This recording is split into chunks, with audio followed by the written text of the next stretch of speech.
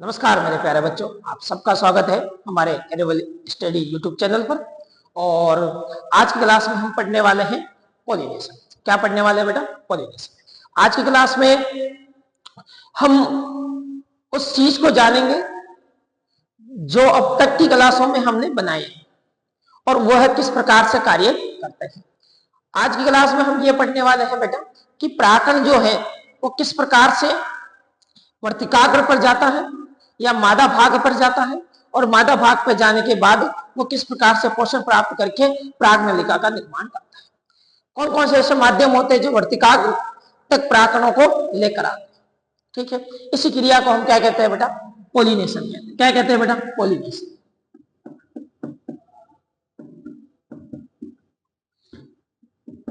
प्रागण क्या कहते हैं बेटा? प्रागण कहलाता है। प्रागण का मतलब यह होता है बेटा परिपक्व जो प्रागकण जो होते हैं, परिपक्व प्रागकण, उनका कहां तक पहुंचना बेटा? वर्तिकाग्र तक पहुंचना। कहां तक पहुंचना? वर्तिकाग्र तक पहुंचना क्या कहलाता है बेटा? प्रागण कहलाता है। अब प्रागकण कौन सी अवस्था में निकलते हैं? तो हमने प्राग स्फुटन की क्रिया में हमने पढ़ा था कि प्रागकण जो है द्विकेंद्र की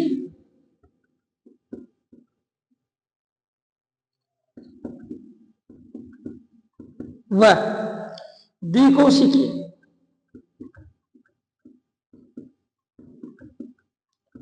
इस अवस्था में क्या होते हैं? प्राककण जो है बाहर निकलते हैं और वर्तिकाग्र पर आकर बैठ जाते हैं। ठीक है, इसी क्रिया को इसी क्रिया को हम क्या कहते हैं बेटा?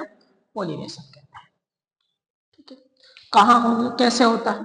तो पोलिनेशन के लिए 3 कंडीशन होती है बेटा। कितनी कंडीशन होती है? 3 कंडीशन। ठीक है, पोलिनेशन किस प्रकार से हो सकता है? 3 प्रकारों से हो सकता है। पहली बात तो हम कह सकते हैं, जैसे मैंने एक प्लांट बनाया और इसमें पुष्प बनाने का प्रयास किया, बड़े सुंदर सुंदर से पुष्प होते हैं, लेकिन हमसे नहीं बने, इसलिए हम नहीं बना पाए। लो भाई, ये भी बड़ा सुंदर पुष्प था, हमने उसका बेड़ा गर्क कर दिया। चलो कोई बात नहीं, जैसा भी है वैसा हमसे बना। अब पहली कंडीशन क्या हो सकती है कि प्राककण जो है इसी पुष्प के प्राककण निकले और इसी के वर्तिकाग्र पे आकर बैठ गए। एक तो ये हो सकता है। एक ये हो सकता है कि प्राककण यहां से निकले और इसी पौधे के इस पुष्प पे जाकर बैठ गए, इसकी वर्तिकाग्र पे जाकर बैठ गए। और एक ऐसा भी तो हो सकता है कि प्राककण यहां से उठकर दूसरे पादप के इस दूसरे पुष्प पे जाकर बैठे। तो ये 3 कंडीशन हो रही है। पहली कंडीशन तो ये हो रही है कि प्राककण जो है यहां से निकले और यहीं जाकर बैठ गए। दूसरी कंडीशन हो सकती है प्राककण यहां से निकले और इसी पादप के दूसरे पुष्प में जाकर बैठ गए। और तीसरी कंडीशन क्या हो सकती है बेटा कि प्राककण जो है यहां से निकले और यहां दूसरे पादप में। लेकिन एक बात यह है कि बेटा कि यहां देखो बेटा कि प्राककण जो है निकले और उसी पादप के पुष्पों पे जाकर बैठे, चाहे इस पुष्प पे बैठे, चाहे इस पुष्प पे बैठे, चाहे अन्य पुष्प पे बैठे, इस पे बैठ जाए, किसी पे भी बैठे। यानी यहां एक ही पादप और एक ही पादप के पुष्प प्राककण जो है उसी के पुष्प के वर्तिकाग्र पर जाकर बैठ रहे हो। इस प्रकार के प्रागण को हम क्या कहते हैं बेटा? Self pollination. क्या कहते हैं बेटा? Self pollination. क्या कहते हैं बेटा? Self pollination. स्वपरागण। क्या नाम दिया गया? स्वपरागण। स्वयं के अंदर क्या हो रहा है बेटा? प्रागण। यानी एक ही पादप के अंदर प्रागण की क्रिया हो जाए उसे हम क्या कहते हैं बेटा? स्वपरागण। लेकिन यदि यहां प्राककण इस पूरे पौधे को छोड़कर दूसरे पौधे उसी जाति के, ये भी याद रखना है आपको, उसी जाति के दूसरे पौधे पर आकर बैठ गया तो यहां क्या हो गया बेटा? क्रॉसिंग हो गई, बॉर्डर लाइन को पार कर लिया, इस पादप से दूसरे पादप पे चला गया तो यह क्रॉसिंग हो गई। इसलिए ये क्या कहलाएगा बेटा? Cross pollination. क्या कहलाएगा बेटा? Cross pollination.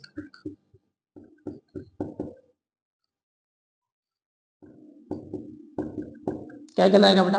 क्रॉस पोलिनेशन यानी परपरागण। पर का मतलब प्राय, प्राय का परागकण जो है आकर बैठ जाए, भाई ये पुष्प है, इसकी वर्तिकाग्र है, इसके भी परागण है, लेकिन इसके परागण यहाँ नहीं बैठे और कौन आकर बैठ गया, दूसरे पौधे के परागण यहाँ आकर बैठ गए। तो इस कंडीशन में ये क्या कहलाएगा बेटा, क्रॉस पॉलिनेशन कहलाएगा।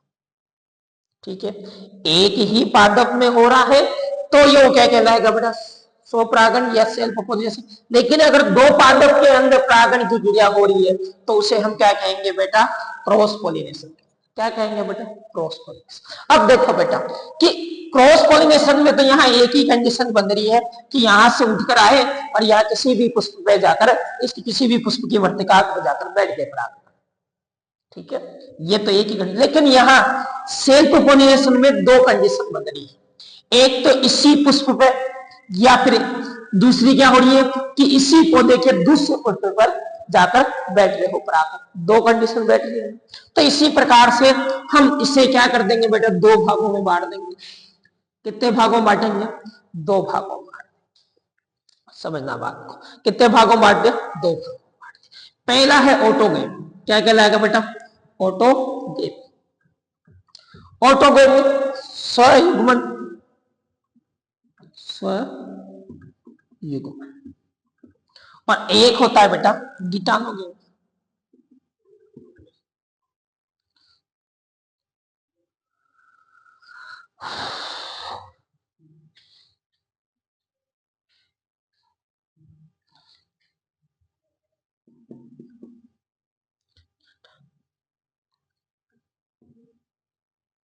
गिटानोगेम यानी इससे कहेंगे सजात पुष्पी, सजातीय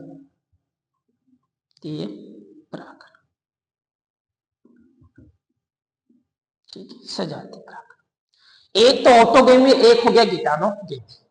अब ऑटोगेमी क्या होता है, ऑटोगेमी का मतलब ये हो गया कि परागकण इस पुष्प के परागण निकले और इसी पे आकर बैठ गए। ये तो क्या कहलाएगा बेटा, ऑटोगेमी।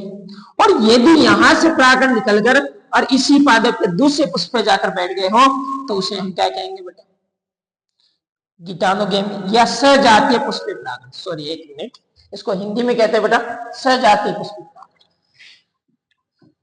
सजातीय पुष्पीय परागण क्या कहते हैं बेटा, सजातीय पुष्पीय परागण।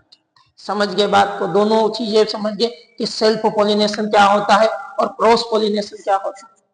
अब एक और बातें और याद रखनी है आपको। क्या बातें याद रखनी है कि सेल्फ पॉलिनेशन होने के लिए पादप में कौन कौन सी कंडीशन होनी चाहिए, क्या क्या अनुकूल दशाएं होनी चाहिए कि उसके अंदर स्व पॉलिनेशन ही या फिर आप कैसे सेल्फ पॉलिनेशन ही पाया जाए। ठीक है, याद रखना स्वपरागण या सेल्फ पॉलिनेशन के लिए कौन कौन से ऐसी दशाएं होती है, कौन कौन से ऐसी कंडीशन होती है, पादप के अंदर हमेशा क्या होता है बेटा, स्व पॉलिनेशन। समझिए बात को, एक तो ये पढ़ेंगे और ऐसी कौन सी दशाएं होती है जिसके कारण क्या हो बेटा, क्रॉस पॉलिनेशन। तो अब समझते हैं कि सेल्फ पॉलिनेशन के लिए जो है कौन कौन से कंडीशन। तो बेटा अब हम पढ़ने वाले हैं सेल्फ पॉलिनेशन। क्या पढ़ने वाले, सेल्फ पॉलिनेशन। क्या पढ़ने वाले हैं बेटा, सेल्फ पॉलिनेशन के बारे में बात करेंगे। ठीक है, किसके बारे में बात करेंगे बेटा, सेल्फ पॉलिनेशन के बारे में बात करेंगे। सेल्फ पॉलिनेशन का मतलब यह हो गया बेटा कि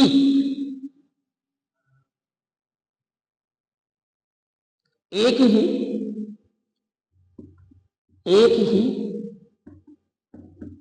पादप के एक या उसी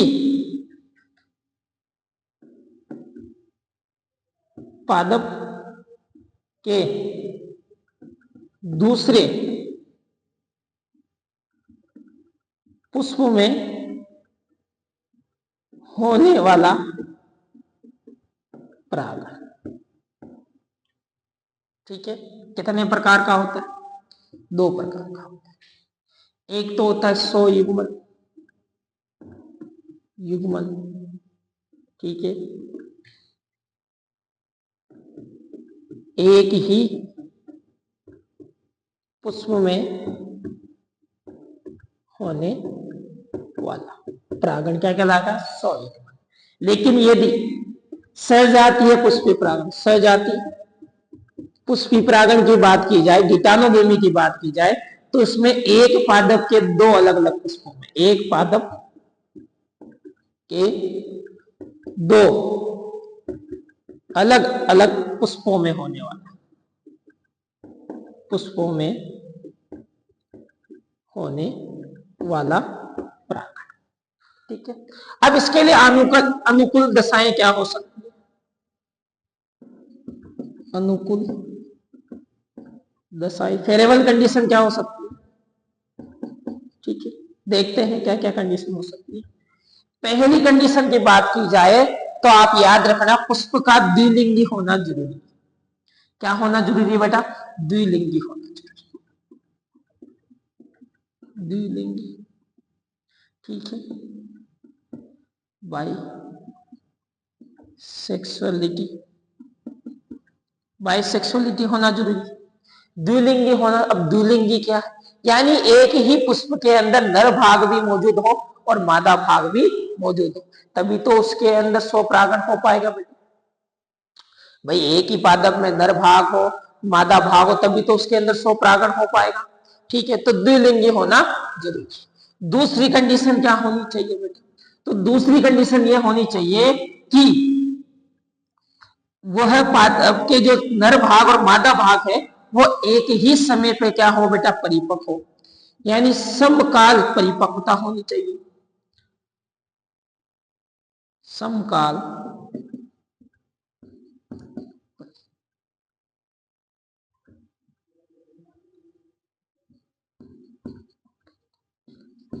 लेकिन नर भाग मादा भाग तो मौजूद है।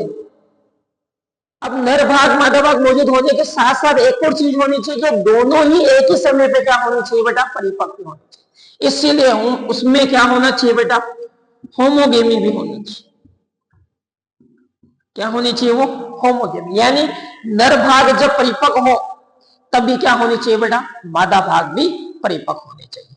तो उस कंडीशन में भी क्या हो सकता है बेटा? सेल्फ पोलिनेशन हो सकता है। और क्या होना चाहिए? और होना चाहिए बेटा क्रिस्टनोगेमी। क्या होना चाहिए?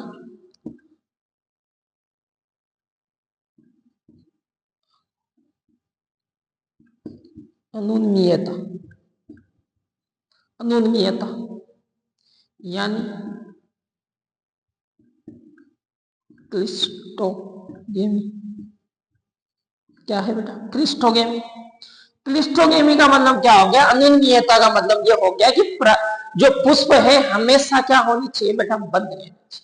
पुष्प दो प्रकार के होते हैं, एक तो ऐसे पुष्प होते हैं जो हमेशा क्या रहते हैं बेटा? खिले रहते हैं या खुले रहते हैं। ठीक है, और एक ऐसे होते हैं जो क्या रहते हैं बेटा? बंद रहते हैं या फिर निषेचन क्रिया के बाद क्या होते हैं बेटा? खिलते हैं या खुलते हैं। ठीक है, तो इनमें क्या होना चाहिए कि पराग पुष्प खिले होने चाहिए या बंद होने चाहिए? बंद होने चाहिए, है ना? क्यों? क्योंकि अगर खुले रहेंगे तो दूसरे के परागण इस पर आकर बैठ जाएंगे, किसी सेम जाति के परागण ही आकर इसके क्या हो जाए? इसकी वर्तिका पे आकर बैठ जाए तो निषेचन हो जाएगा और परपरागण हो जाएगा इसके अंदर। इसीलिए ये पुष्प क्या होने चाहिए? या तो हमेशा बंद रहे या फिर निषेचन क्रिया के बाद क्या हो जाए? खुल जाए। तो ऐसी कंडीशन को हम क्या कहते हैं? अनुन्मीयता। खुले रहते उन्हें हम कहते हैं उन्मीयता। ठीक है, तो ये चीजें आपको याद रखनी, इतनी बात क्लियर है। ये फ्लो चार्ट के माध्यम से आपको क्या है? छोटे छोटे क्वेश्चंस भी मिल जाएंगे साथ के साथ में, और नोट्स भी हम तैयार कर ही रहे हैं एनसीईआरटी के, एक एक लाइन जो है हम सरल भाषा में लिखने का प्रयास कर रहे हैं। ठीक है, तो इतनी बात आप याद रखें। क्लियर है ये बात? क्लियर है। अब दूसरी बात करते हैं, किसके बारे में बात करते हैं बेटा? कि स्वपरागण से क्या क्या फायदा मिलता है, स्वपरागण से क्या क्या फायदा हो सकता है, लाभ के बारे में बात करेंगे। किसके बारे में बात करेंगे? लाभ। एक मिनट रुक लो।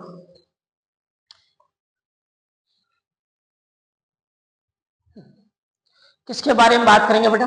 लाभ के बारे में बात करेंगे, क्या क्या लाभ हो सकता है। एक तो बेटा इसमें परागकण कम बनते हैं, परागकण कम बनते हैं। पहला फायदा तो ये हो गया इसका कि इसमें क्या बनते हैं? परागकण कम बनते हैं। ठीक है, दूसरा फायदा क्या हो गया बेटा इसका? दूसरा फायदा यह हो गया कि पुष्प का आकर्षक होना जरूरी नहीं है। पुष्प का आकर्षित होना जरूरी नहीं।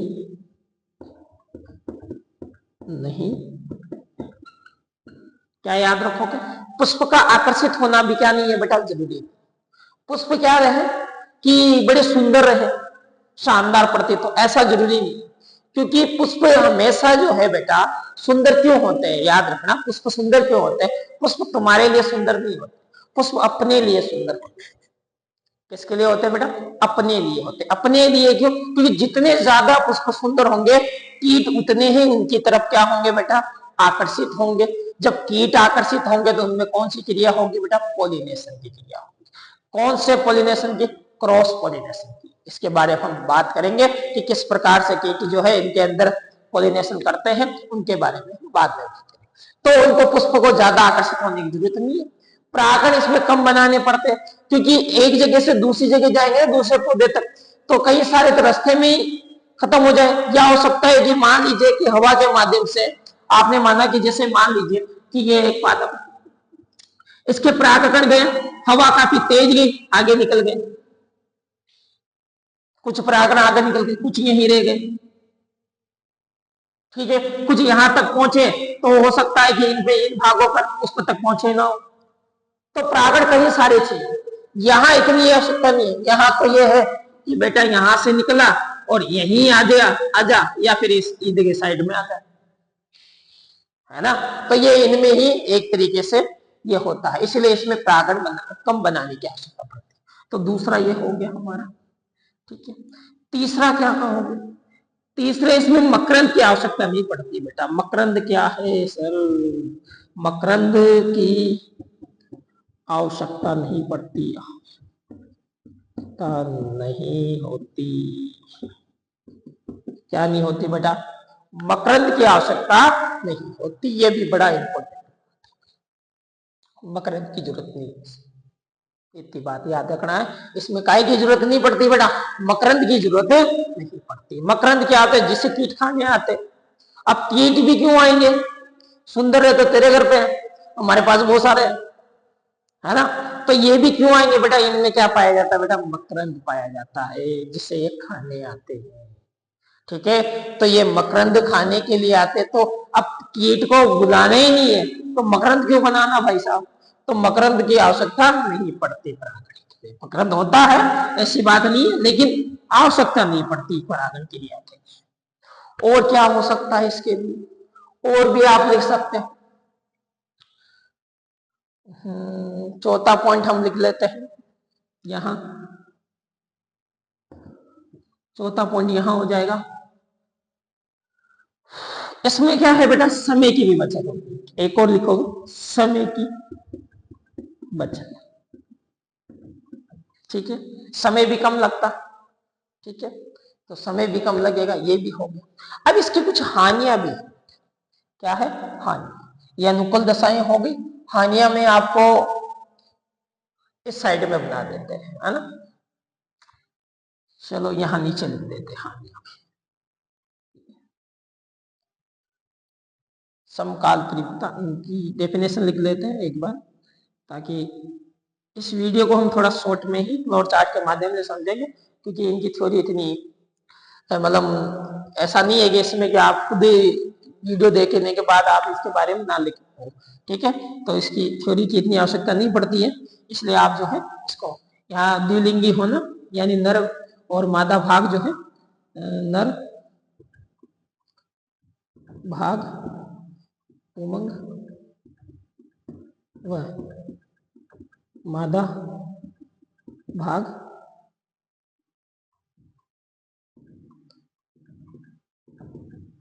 जयंग एक ही पुष्प में स्थित हो, ठीक है। समकाल परिपक्वता, इसका मतलब ये हो गया बेटा, पुमंग व जयांग एक ही समय पर परिपक्व हो, ठीक है। और इसका मतलब क्या है, पुष्प हमेशा क्या होनी चाहिए, खुले होने चाहिए, पुष्प हमेशा बंद रहने चाहिए, पुष्प हमेशा बंद रहने चाहिए, ठीक है। या निषेचन क्रिया के बाद खुले। इतनी बात हो गई, इतनी बात हो गई। अब मैं क्या करता हूँ, इस वाले पोर्शन को मिटा देता हूँ ताकि हम क्या लिख सके, इसकी हानियां लिख सके, ठीक है। हानियां लिख सके, प्रकार हो गए इसके, हानियां लिख देते हैं। हानियों के बारे में बात करेंगे तो हानियां जो है,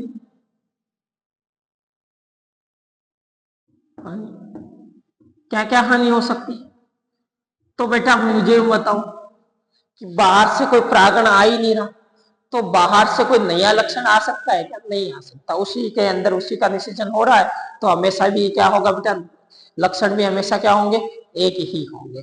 तो बाहर से हमें कोई नए लक्षणों का समावेश नहीं होता है, ठीक है ना। तो नए लक्षण नहीं आते, लक्षण नहीं आते, समझे बात को। यानी विभिन्नताएं नहीं आती इनमें, या आप ये कह सकते हो विभिन्नताएं नहीं आती। यहां लिख देता हूं मैं, या विभिन्नता उत्पन्न नहीं होती, ठीक है। और क्या याद रखोगे, ठीक है, जब विभिन्नताएं नहीं होती हैं, नए लक्षणों का समावेश नहीं होता, तो वातावरण के प्रति क्या नहीं रहते बेटा, इतने ये क्या नहीं रहते बेटा, कंफर्टेबल फील नहीं करते इतने, मतलब आप ये कह सकते हो कि मतलब लड़ नहीं सकते वातावरण के प्रति, है ना, इतने लड़ाकू नहीं होते, ठीक है। तो विपरीत कंडीशन को नहीं झेल सकते। तो यह है वातावरण के प्रति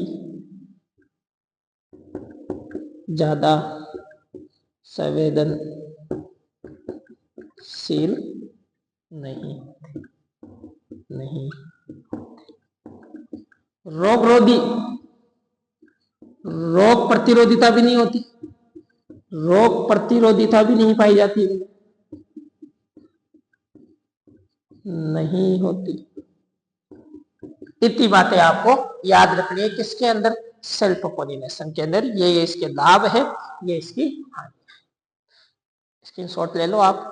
अब हम पढ़ेंगे बेटा क्रॉस पॉलिनेशन के बारे में बात करेंगे। एक और फ्लोर चार्ट बना लेते हैं, क्रॉस पॉलिनेशन। अब क्रॉस पॉलिनेशन क्या है, मामला समझते हैं इस चीज को। वही चीज, पहली बात तो क्रॉस पॉलिनेशन के बारे में याद रखना है आपको कि एक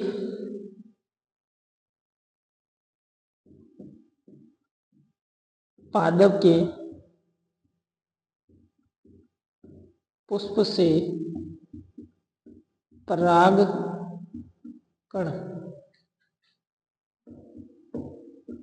निकलकर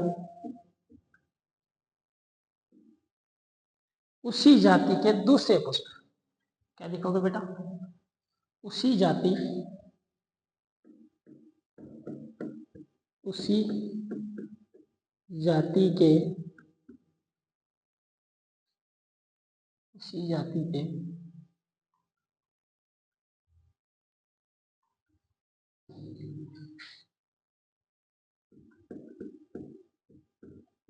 जाति के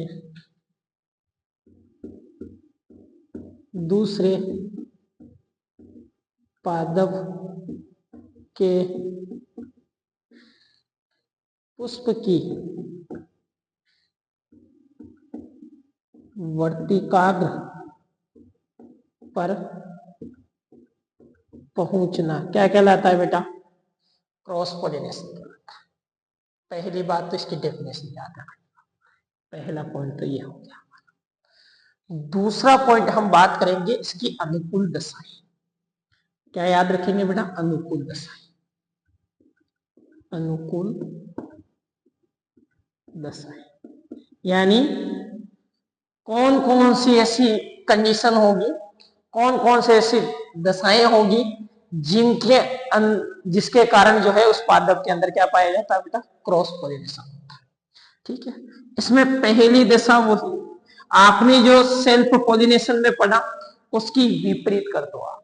जैसे वहां पढ़ा आपने बाइसेक्सुअलिटी होता है, तो यहां क्या होता है बेटा, यूनिसेक्सुअलिटी होती है, यूनिसेक्सुअलिटी। यानी इसका मतलब क्या होगा, एक लिंगी होना। क्या होते बेटा, एक लिंगी होते। पादप का एक लिंगी होना चाहिए। इसमें सबसे उदाहरण याद रखने हैं एक लिंगी पादप के। ठीक है, क्या उदाहरण याद रखोगे, केरी का पपाया, केरी का पपाया। यानी किसकी बात करें अपन, पपीता, पपीता की।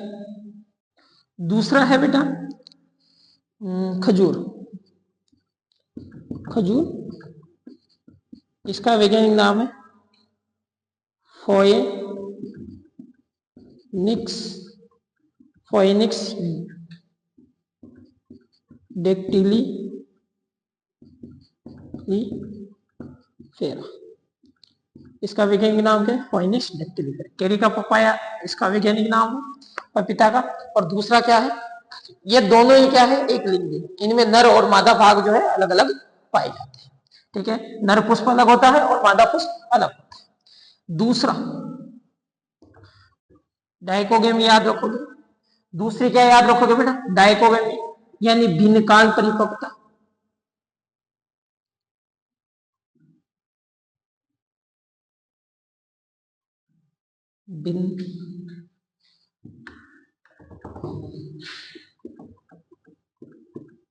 भिन्नकाल परिपक्वता। ठीक है, अब ये भी दो प्रकार से है। भिन्नकाल परिपक्वता में ऐसा होता है कि पहले या तो पुंकेसर पहले परिपक्व हो जाए, या फिर जो है स्त्री केसर पहले परिपक्व हो, या ये भी हो सकता है कि स्त्री केसर बाद में परिपक्व हो, पुंकेसर पहले परिपक्व हो जाए। ऐसे दो, ये है कंडीशन, दो कंडीशन हो सकती है। जब स्त्री केसर जो है पहले परिपक्व होते हैं तो इसे कहते हैं स्त्री पूर्वता, स्त्री पूर्वता। और जब पुंकेसर पहले परिपक्व होते हैं तो उसे हम क्या कहते हैं बेटा, उसे हम कहते हैं पुपूर्वता। क्या कहते हैं बेटा, पुपूर्वता। ठीक है, तो याद रखना स्त्री केसर पहले परिपक्व होना, यहां क्या कहलाएगा, स्त्री केसर का पुंकेसर से पहले परिपक्व, पुंकेसर से पहले परिपक्व होना, पहले परिपक्व। और यहां स्त्री केसर में क्या होगा बेटा कि पुंकेसर जो है, पुंकेसर, यह पुंकेसर का स्त्री केसर से पहले परिपक्व होना होता है, स्त्री केसर से पहले परिपक्व होना होता है। ठीक है, इसके उदाहरण क्या याद रखोगे, स्त्री केसर वाले उदाहरण क्या याद रखोगे, तो स्त्री केसर में अंजीर याद रखना है आपको। क्या याद रखना है, अंजीर। और क्या याद रखना है बेटा, और आपको याद रखना है पीपल और बरगद। क्या क्या याद रखोगे, अंजीर याद रखोगे, पीपल याद रखोगे, बरगद याद। लेकिन इसमें क्या याद रखना है, इसके एग्जाम्पल भिंडी, कपास। ठीक है, भिंडी, कपास, ये इसके मुख्य उदाहरण है। और भी कई सारे हैं, गेंदा है, इसके अलावा सालविया है, इसके अलावा गुड़हल है, धनिया है, ऐसे कई सारे उदाहरण है, आप याद रख सकते हो। जैसे धनिया भी लिख लो एक, ठीक है, गुड़हल हो गया, गुड़हल हो गया, ठीक है, ऐसे कई सारे उदाहरण, ठीक है। तो यह हो गए दूसरी कंडीशन यहां हो गई। तीसरी कंडीशन की हम बात करते हैं। तीसरी कंडीशन क्या होती है बेटा? तीसरी कंडीशन हो सकती है यहां अनुकूल दशाएं में, मैं तीसरी कंडीशन यहां ऊपर की तरफ लिख रहा हूं। तीसरी कंडीशन हो सकती है सेल्फ स्टेबिलिटी, ठीक है, स्वबद्धता, स्वबद्ध,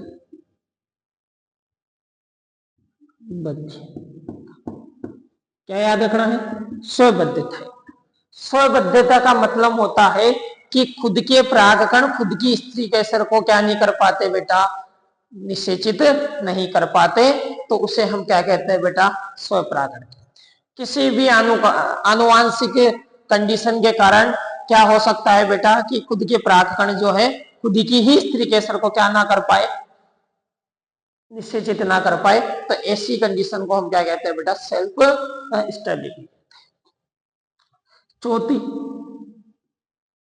चौथी भी इसे हम कहते हैं बेटा कि प्राकृतिक संरचनात्मक अवरोध, या आप ये कह सकते हैं हरकोगेमी। क्या कह सकते हैं बेटा?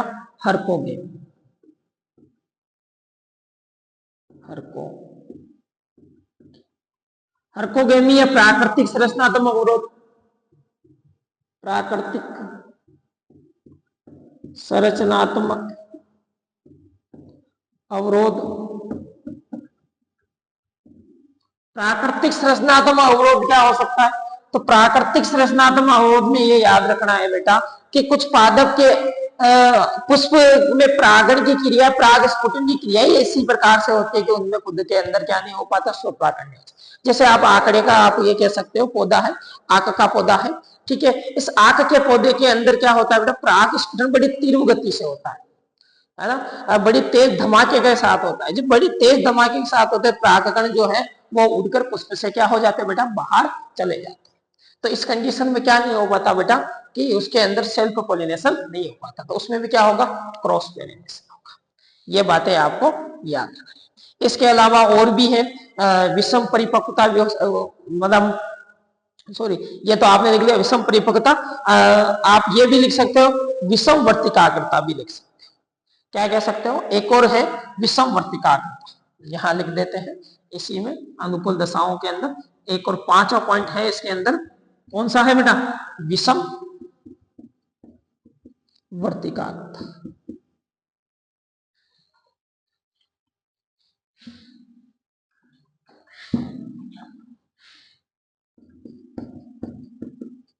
विषम वर्तिकाग्रता,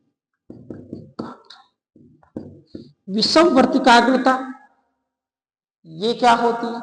विषम वर्तिकाग्रता का मतलब यहां हो सकता है बेटा कि किसी के अंदर परागकण जो है सॉरी किसी के अंदर वर्तिकाग्र काफी लंबी हो जाती है और जो पुंकेसर वाला भाग है वो काफी छोटा रह जाए।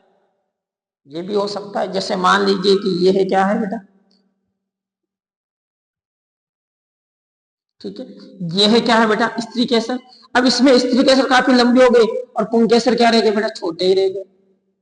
ये लीजिए, तो क्या परागकण यहां तक पहुंच पाएंगे? नहीं पहुंच पाएंगे।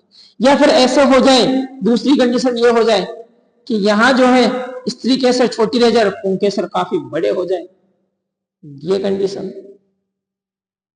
तो इस कंडीशन में भी क्या नहीं होगा बेटा? कि इनके अंदर जो है सेल्फ पोलिनेशन नहीं होगा। इसे हम क्या कहते हैं बेटा? विषम वर्तिकाग्रता कहते हैं। समझ गए बात को? कि ऐसे कंडीशन जिनमें या तो पुंकेसर बड़े हो जाए, ठीक है, या फिर स्त्री केसर वाला भाग क्या हो जाए? काफी लंबा हो जाए, तो इसे भी हम क्या कहेंगे? विषम। इन 5 दशाओं के कारण जो है इन पादप के अंदर हमेशा क्या होता है बेटा? क्रॉस पोलिनेशन होता है। फायदे क्या है? बड़े फायदे हैं बेटा, ठीक है। लाभ क्या होगा? ठीक है, लाभ के बारे में जानेंगे। तो लाभ के बारे में क्या क्या जानोगे? तो लाभ के बारे में ये याद रखना है आपको। क्या याद रखना है बेटा? कि ये याद रखना है कि इसके अंदर जो हमेशा जो है दूसरे पादप के गुण आते हैं, तो इसमें विभिन्नताएं आती है। क्या आती है बेटा, विभिन्नता उत्पन्न होती है। विभिन्नता उत्पन्न होने के साथ साथ इसमें संवेदनशीलता, वातावरण के प्रति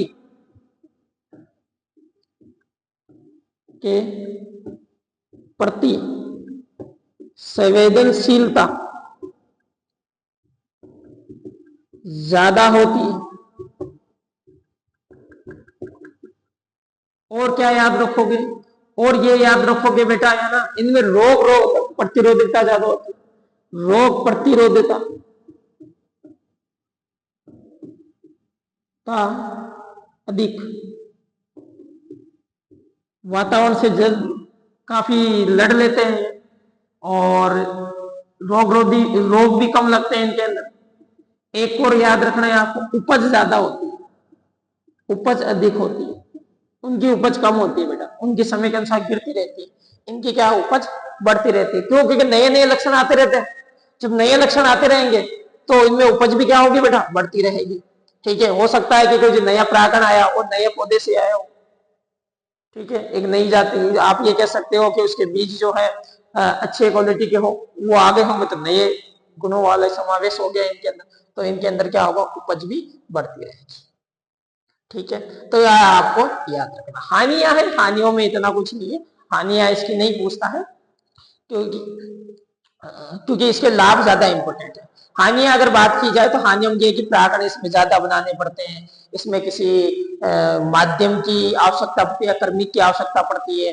ठीक है, इसके अलावा जो है आप ये भी कह सकते, पुष्प का ज्यादा सुंदर होना या आकर्षक होना भी जरूरी है, मकरंद ज्यादा मात्रा में बनाना जरूरी है। ठीक है, ये 2-3 जो आप ये कैसा पॉइंट है जो इनकी कमियां बताते हैं, किसका, क्रॉस पॉलिनेशन का। इस फ्लोर चार्ट के माध्यम से हमने इसके बारे में सारी बात जान ली। बस एक ही बात रह गई है हमारे संसार कि ये परागकण करवाता कौन है, कौन कौन से ऐसे हैं जीव जो परागण क्रिया में भाग लेते हैं या क्रॉस पॉलिनेशन में भाग लेते हैं, और कौन से पादप में किस प्रकार का जीव जो है भाग लेता है, उनके बारे में हम पढ़ने वाले। तो एक और फ्लोर चार्ट लास्ट हमारा बचा हुआ है जिसमें हम संसाधनों के बारे में बात करेंगे।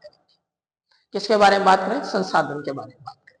ठीक है, संसाधन को मैं यहीं लिख लेता हूं, एक काम करते हैं इसको मिटाकर यही संसाधन के लिए कर देते हैं।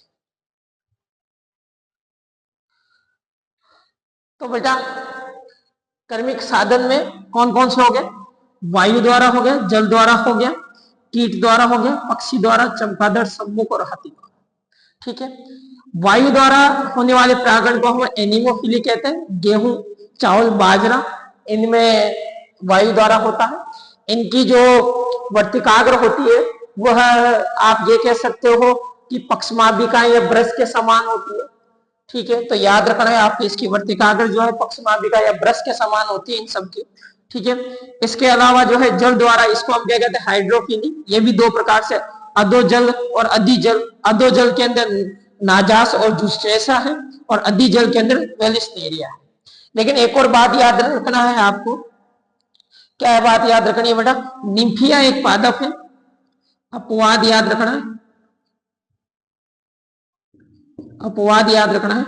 निम्फिया क्या है बेटा, ये जलीय पादप, लेकिन इसके अंदर कौन सा परागण होता है बेटा, कीट द्वारा परागण होता है। निम्फिया जलीय पादप है, फिर भी इनके अंदर कौन सा परागण होता है बेटा, कीट द्वारा परागण। कीटों द्वारा होने वाला परागण जो है एंटीमोफिली है, लमसम सभी पादपों में कीटों द्वारा ही होता है। 80% जो है वह कीटों द्वारा ही परागण होता है। पक्षियों द्वारा परागण ऑर्नियोफिली, पक्षियों द्वारा परागण को क्या कहेंगे, ऑर्नियोफिली, तंबाकू में देखने को मिलता है। चमगादड़ के द्वारा भी परागण होता है, जिसे हम कहते हैं, क्या कहते हैं बेटा, चिटिप्टेरोफिली कहते हैं। इसे कदम है, कचनार है, गोरख इमली है, चांदनी है, रात की रानी जिसे आप कहते हो। ठीक है, तो इसके अंदर किसके द्वारा होता है, चमगादड़। सम्मुख क्या होता है, कोई सम्मुख का मतलब, सम्मुख द्वारा इसका मतलब यह है बेटा कि जो स्थलीय घोंगा है ना, वह क्या करवाता है, परागण की क्रिया करवाता है। ये किस में देखने को मिलता है बेटा, याद रखना है आपको, आर्किड और सर्कोवृक्ष में देखने को मिलता है। हाथी द्वारा भी परागण होता है बेटा, वो किसमें होता है, रेफ्लेशिया में होता है। ठीक है, तो इतनी बात आप क्लियर रखना है। कि ये कि किसमें किसके द्वारा परागण होता है, किसको क्या कहते हैं, किस परागण को क्या कहते हैं, ये बात आपको याद रखनी है। और एक और है कि एक और ये है बेटा गुलमोहर है और सेमला, ये दो पादप है। उन दोनों के अंदर भी है ना बेटा, याद रखना है आपको, उन दोनों के अंदर भी परागण की क्रिया जो है किसके द्वारा होती है, तो उसके अंदर जो परागण की क्रिया कौन करवाता है, गिलहरी करवाती है। कौन करवाती है बेटा, गिलहरी करवाती है। तो याद रखना है ये अपना गुलमोहर और सेमला जो है उनमें गिलहरी द्वारा क्या होता है बेटा, परागण की क्रिया होती है। ये हो गया हमारा पोलिनेशन। ठीक है, तो आज की चैप्टर में हमने पोलिनेशन को पूरा कंप्लीट कर लिया है। ठीक है, तो आज के लिए धन्यवाद। यदि हमारी वीडियो आपको पसंद आ रही है, हमारी क्लास पसंद आ रही है, या मेरे पढ़ाने का तरीका अगर आपको अच्छा लग रहा है, तो आप इस चैनल को सब्सक्राइब कीजिए, लाइक कीजिए और इस वीडियो को ज्यादा से ज्यादा शेयर कीजिए बेटा, ताकि क्या है बेटा, अधिक से अधिक बच्चे जो है हमसे जुड़ सके। और हमारे को जितने बच्चे ऐसे जुड़ेंगे ना बेटा, इतना हमें मोटिवेशन मिलेगा और हम जो है आपके लिए ऐसे ही लगातार जो है शानदार क्लासें लेकर आते रहेंगे। धन्यवाद।